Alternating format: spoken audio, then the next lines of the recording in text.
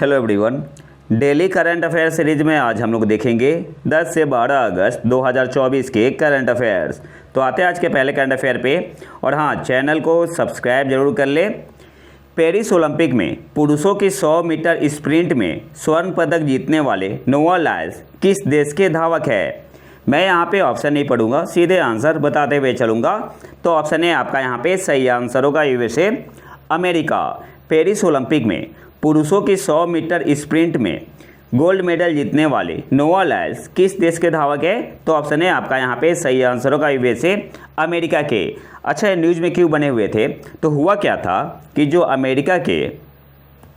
America के है नोआ लाइल्स और एक है जमैका के केथ थॉम्सन, तो इन्होंने अप्रॉक्स सेम टाइम में फिनिशिंग लाइन को टच किया था। तो जो जमैका के केथ थॉम्सन है, ये तो खुश हो गए थे कि मैंने गोल्ड मेडल जीत लिया, लेकिन बाद में डिसाइड हुआ गोल्ड किसके पास गया? तो यूएसए के नोआ लाइल्स के पास। तो थोड़ी बहुत कंट्रोवर्सी हुई थी, इसलिए आपका एक करंट अफेयर में बना हुआ है। अब कुछ और इम्पोर्टेंट पॉइंट देख लेते हैं। भारत के हॉकी गोलकीपर पियर श्रीजेश मौजूदा पेरिस ओलंपिक 2024 के समापन समारोह में पिस्टल शूटर मनु भाकर के साथ संयुक्त ध्वजवाहक थे, फ्लैग बियरर थे।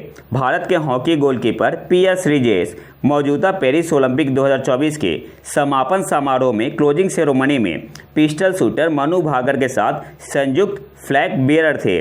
और भारत की तरफ से टोटल 117 एथलीटों ने भाग लिया था, 47 महिलाओं सहित। टॉप पे कौन रहा? तो टॉप पे अमेरिका रहा।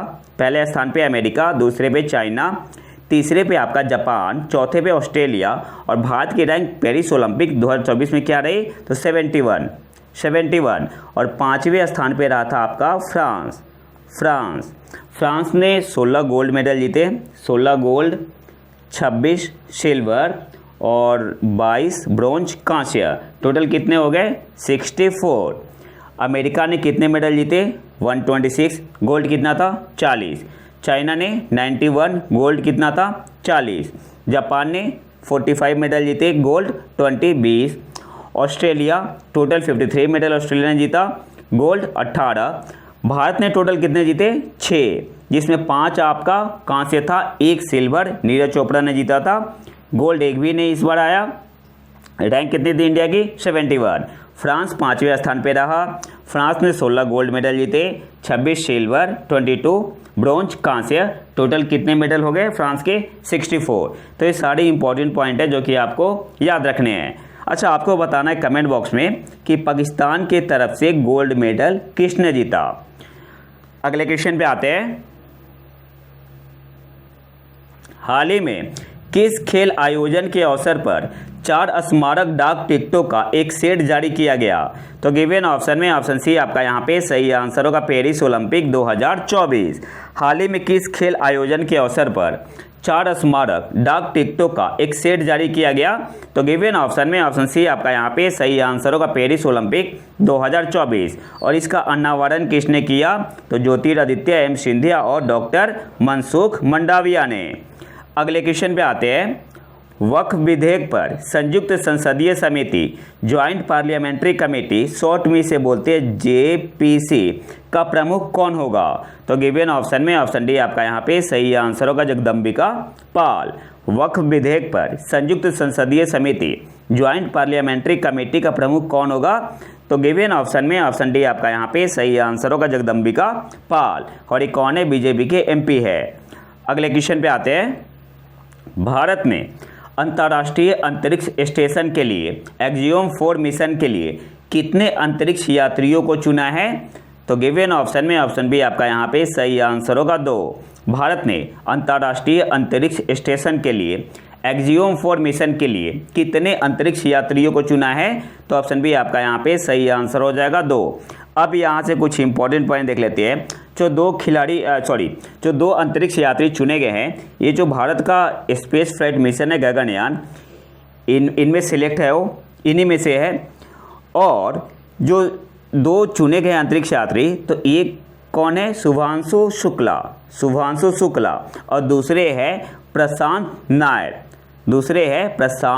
नायर। और जो शुभांशु शुक्ला है, विंग कमांडर है, कहाँ से है? यूपी से। यूपी में कहाँ से है? लखनऊ से।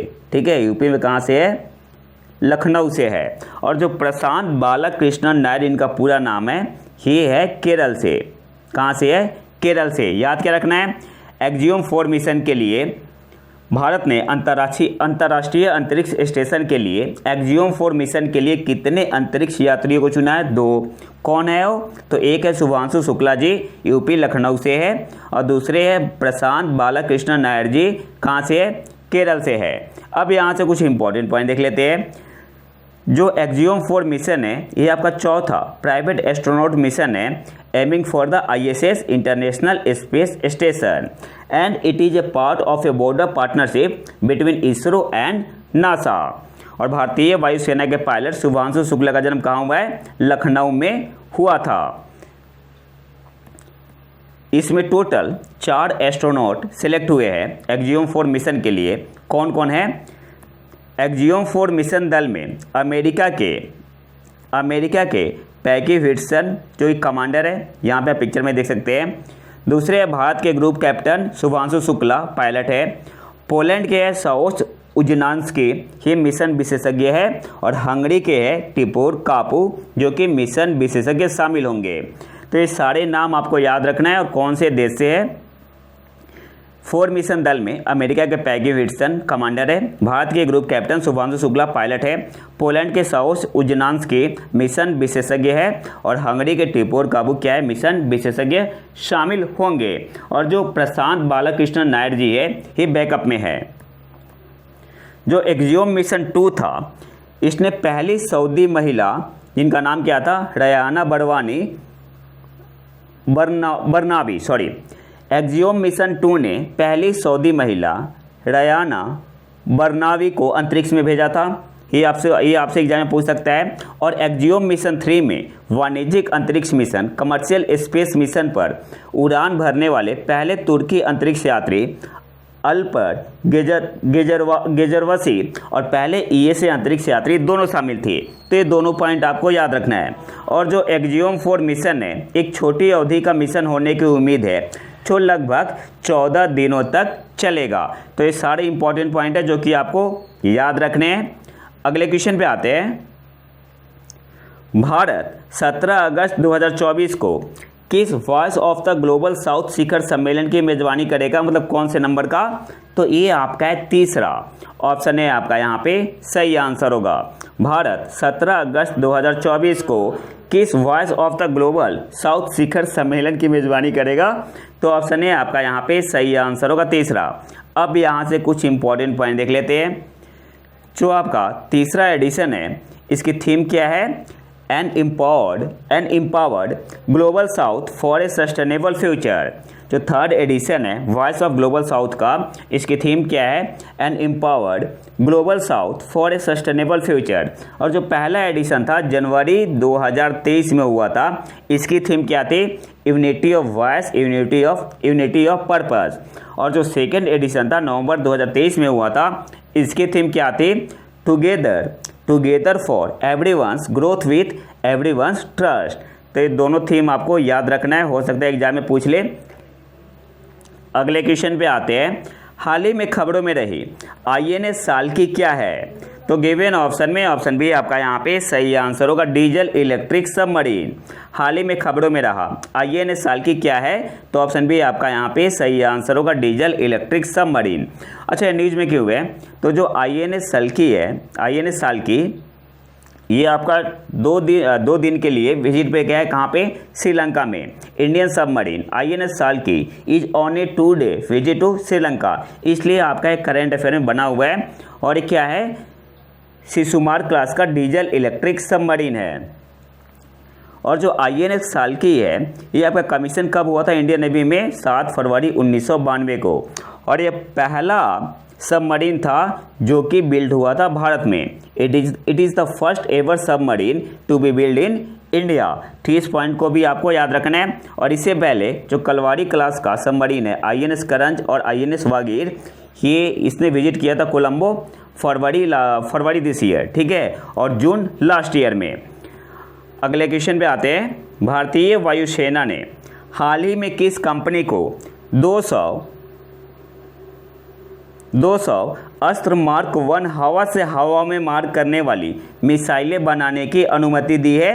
तो किसे दी है? BDL को। ऑप्शन डी आपका यहाँ पे सही आंसर होगा। भारतीय वायुसेना ने हाल ही में किस कंपनी को 200 अस्त्र मार्क 1 हवा से हवा में मार करने वाली मिसाइलें बनाने की अनुमति दी है? तो ऑप्शन डी आपका यहाँ पे सही आंसर होगा, BDL को। और BDL का मतलब क्या हुआ? Bharat dynamics limited. और किस टाइप का मिसाइल है? ईयर टू ईयर मिसाइल है। ये भी आपको याद रखना है। अस्त्र मार्क 1 किस टाइप का मिसाइल है? तो ईयर टू ईयर मिसाइल है। इसके अलावा जो अस्त्र मार्क 1 है, इस मिसाइल को डेवलप किया किसके द्वारा किया गया है? DRDO के द्वारा। और जो BDL है, ये मेन कंपनी है जो कि इसे प्रोड्यूस करेगी। तो ये सारे इंपॉर्टेंट पॉइंट है जो कि आपको याद रखने हैं। अगले क्वेश्चन पे आते हैं। केंद्र सरकार ने 5 अगस्त को किस राज्य विधानसभा में अनुसूचित जनजातियों के लिए निर्वाचन क्षेत्रों को आरक्षित करने के लिए लोकसभा में एक विधेयक पेश किया, जहां वर्तमान में ST के लिए कोई सीट आरक्षित नहीं है? तो कौन से स्टेट के लिए? गोवा के लिए। ऑप्शन सी आपका यहाँ पे सही आंसर होगा। केंद्र सरकार ने 5 अगस्त को किस राज्य विधानसभा में अनुसूचित जनजातियों ST के लिए निर्वाचन क्षेत्रों को आरक्षित करने के लिए लोकसभा में एक विधेयक पेश किया, जहां वर्तमान में ST के लिए कोई सीट आरक्षित नहीं है? तो गोवा। ऑप्शन सी आपका यहाँ पे सही आंसर होगा। और जो बिल है, इसका टाइटल क्या है? Readjustment of representation of scheduled tribe in assembly constituency of the state of Goa bill 2024। अगले क्वेश्चन पे आते हैं।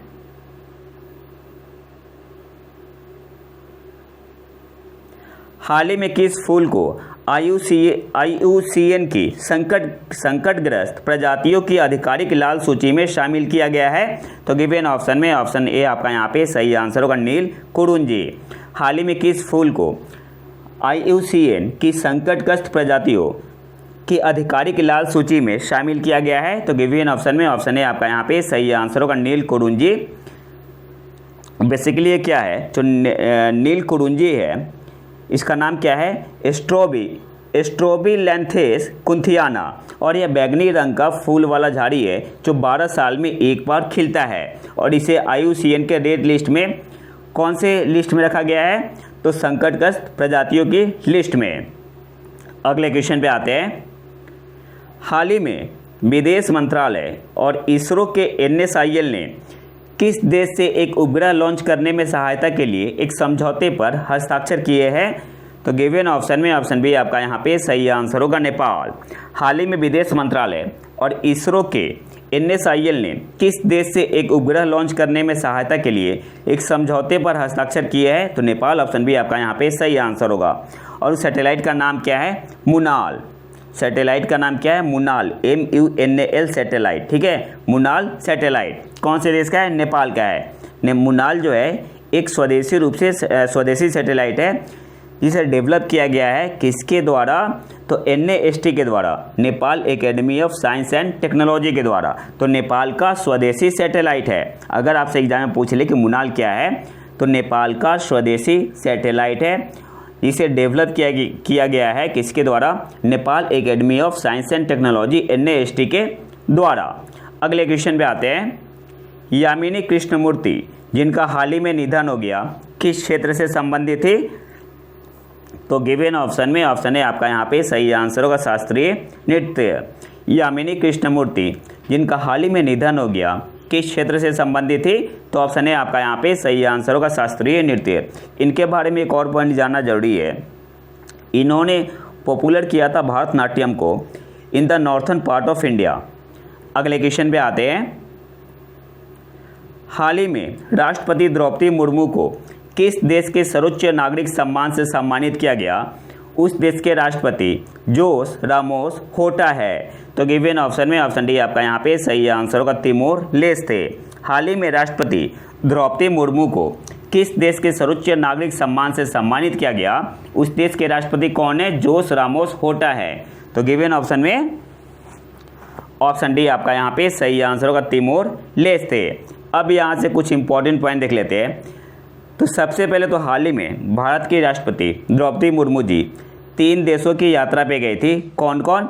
तिमोर लेस्ते, न्यूजीलैंड और फिजी। तो तिमोर लेस्ते ने सम्मानित किया अभी हाल ही में, कौन सा अवार्ड मिला इन्हें? Grand collar of the order of the Timor Leste. इसके अलावा फिजी ने भी सम्मानित किया। राष्ट्रपति द्रौपदी मुर्मू को 6 अगस्त को देश के सर्वोच्च नागरिक पुरस्कार companion of the order of Fiji से सम्मानित किया गया। और इससे पहले ये जो अवार्ड है प्रधानमंत्री नरेंद्र मोदी जी को भी मिल चुका है 2023 में। तो क्या क्या याद रखना है? सबसे पहले हाल ही में राष्ट्रपति द्रौपदी मुर्मू जी 3 देशों की यात्रा पे गई थी, और 3 देश कौन थे? तिमोर लेस्ते, न्यूजीलैंड और फिजी। तिमोर लेस्ते ने सम्मानित किया राष्ट्रपति द्रौपदी मुर्मू जी को grand collar of the order of Timor Leste से। वहाँ के प्रेसिडेंट कौन है तिमोर लेस्ते के? Jose Ramos Horta. फिर फिजी ने भी सम्मानित किया राष्ट्रपति द्रौपदी मुर्मू जी को companion of the order of Fiji से। और ये जो अवार्ड है जो फिजी ने दिया है, इससे पहले प्रधानमंत्री नरेंद्र मोदी जी को भी मिल चुका है 2023 में। तो ये सारे इंपॉर्टेंट पॉइंट है जो कि आपको याद रखने हैं।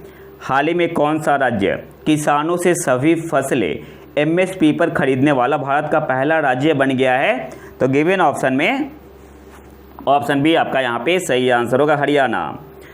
हाल ही में काफ़ी मैं मजबूरी में रिकॉर्ड कर रहा हूँ, बहुत ही गर्मी है, पसीने से तरपतर हो चुका हूँ। तो सपोर्ट करें, चैनल को सब्सक्राइब जरूर कर ले, ठीक है? बोलने में भी नहीं बन रहा। हाल ही में कौन सा राज्य किसानों से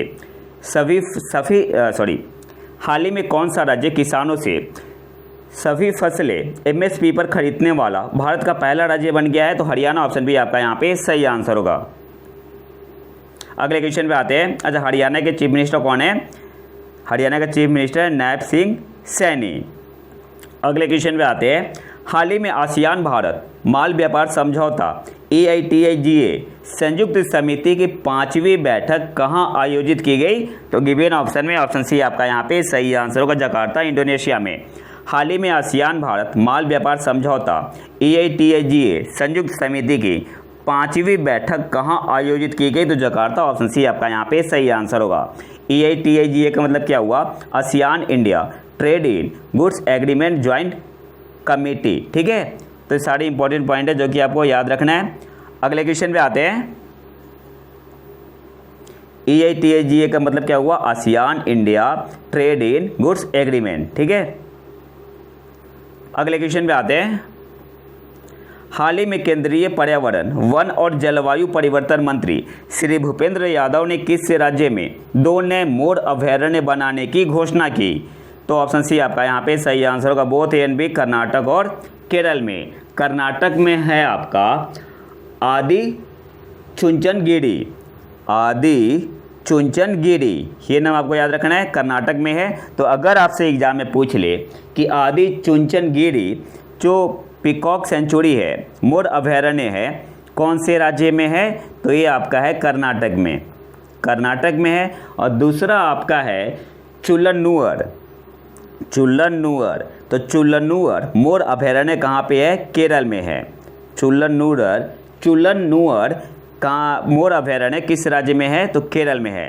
तो सारे इंपॉर्टेंट पॉइंट है। अगले क्वेश्चन पे आते हैं। पेरिस ओलंपिक 2024 पुरुष पोल वॉल्ट स्वर्ण पदक जीतने वाले मोंडो डुप्लांटिस किस देश से है? तो गिवन ऑप्शन में ऑप्शन बी आपका यहाँ पे सही आंसर होगा, स्वीडन। पेरिस 2024 ओलंपिक पुरुष पोल वॉल्ट स्वर्ण पदक जीतने वाले मोंडो डुप्लांटिस किस देश से है? तो स्वीडन से। अच्छा, न्यूज में क्यों बने हुए हैं? तो इन्होंने क्या बोलते हैं, वर्ल्ड रिकॉर्ड बनाया है और अपना ही रिकॉर्ड तोड़ा है। किस देश के? स्वीडन के है। इनका नाम है आर्मंड मोंडो डुप्लांटिस।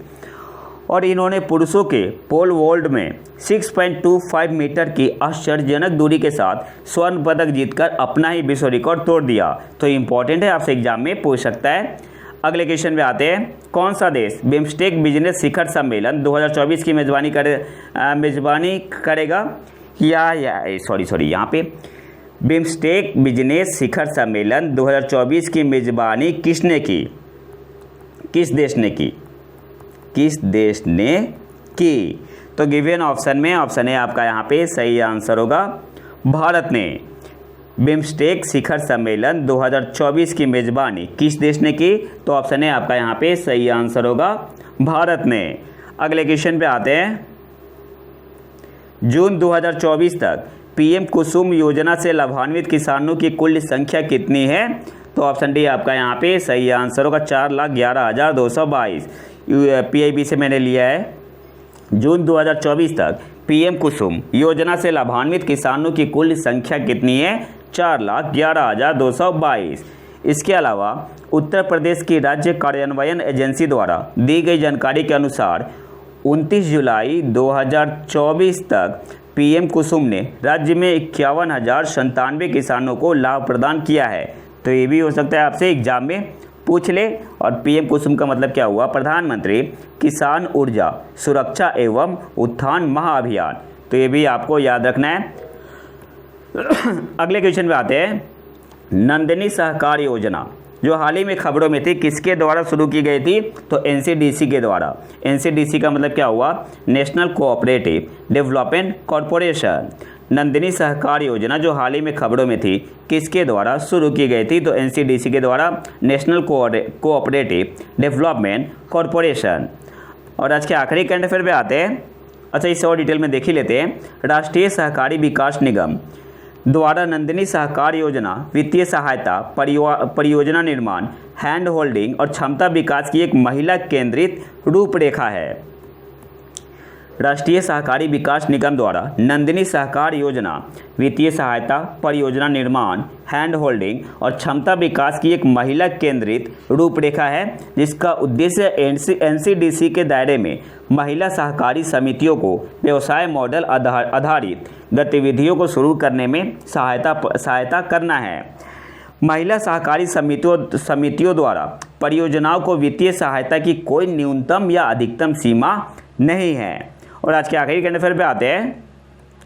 प्रत्येक वर्ष कौन सा दिन राष्ट्रीय हथकरघा दिवस नेशनल हैंडलूम डे के रूप में मनाया जाता है? तो गिवन ऑप्शन में ऑप्शन बी आपका यहाँ पे सही आंसर होगा 7 अगस्त को। नेशनल हैंडलूम डे कब मनाते हैं? 7 अगस्त को। अब यहाँ से कुछ इंपॉर्टेंट पॉइंट देख लेते हैं।